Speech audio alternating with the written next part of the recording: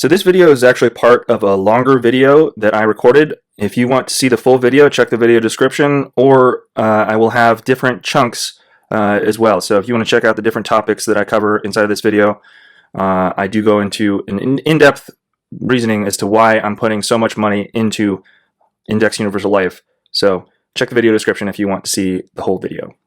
So I want to talk a little bit about, over time, people get to retirement age or at some point, and really at any point, we could make changes in the policy and how we're doing the policy to stop paying anything out of pocket if you want to. But personally, I'm funding this for life, basically until I can. Basically, age 100 is when this policy is mature.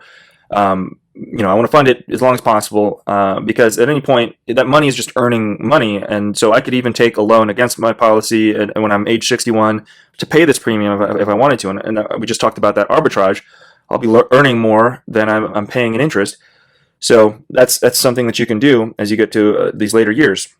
And so by the time I'm in my 60s, this is based off of that 6.19% crediting. I think, like I said, we'll do better. These numbers might be even much higher, but looking at this, we've got 3.3 million in cash value.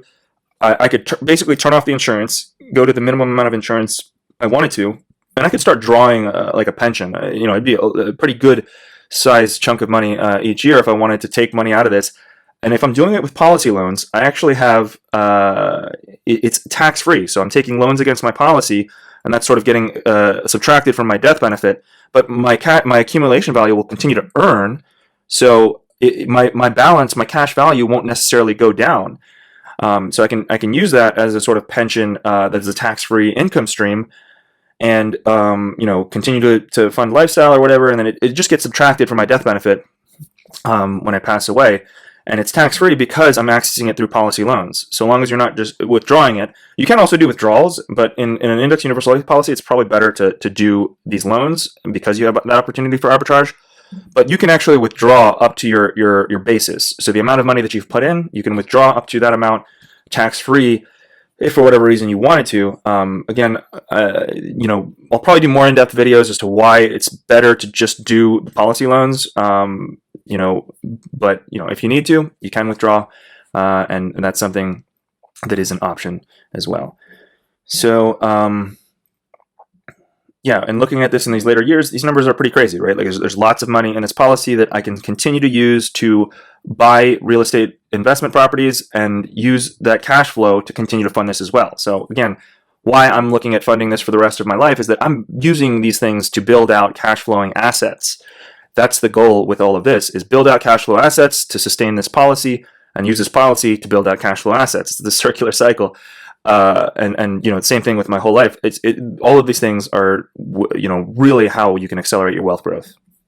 So I mentioned earlier, having the policy maturity at age 100. So you can see here that at age 100, this is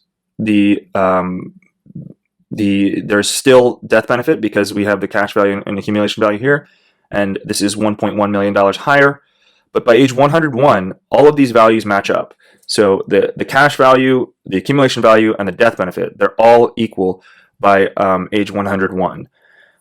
So at that point, you're no longer necessarily paying for insurance, and that's what reduces these costs. So you see these total charges. These numbers seem crazy, but when you think about it, if you're paying for $1.1 million of insurance at age 100, a time when you're quite likely going to die, you're paying $537,000 to get $1.1 million in death benefit. It's still worth it.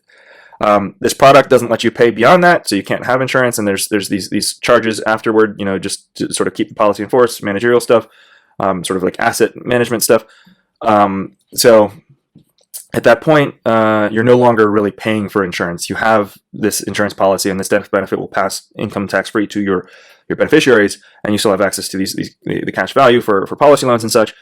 But you're not really. It's no longer really insurance in the sense that it's the cash value is your death benefit, and so that's what we can see here. And that's really something just to keep in mind is that at any point, if we wanted to kind of just say, I don't want to put money into this, we can say, all right, let's reduce the death benefit to the minimum necessary, so even before policy maturity, and we can stop putting in this money. But like I said, if the money's just earning money, then why not put the money in there, in my opinion. So that's another thing to keep in mind. So this was recorded as part of a much larger video that breaks down my IUL, my Index Universal Life policy, and how Index Universal Life works in general. So if you want to see that, check the video description. I'll also probably put links somewhere up here for the playlist that has the smaller chunks of the video, like this one. And we'd really like to work with you. If we can find a way to help you, we'd love to. So book a meeting with us. You don't have to have nearly as much money going into this as we're walking through here. You can get started with a few $1,000s a year. And a good starting point is probably moving aspects of your emergency fund into this, because you can still access these funds within a couple of days by taking policy loans. So again, check the video description below. If you want to book a meeting with me, drop a like, subscribe, comment. Thanks for watching.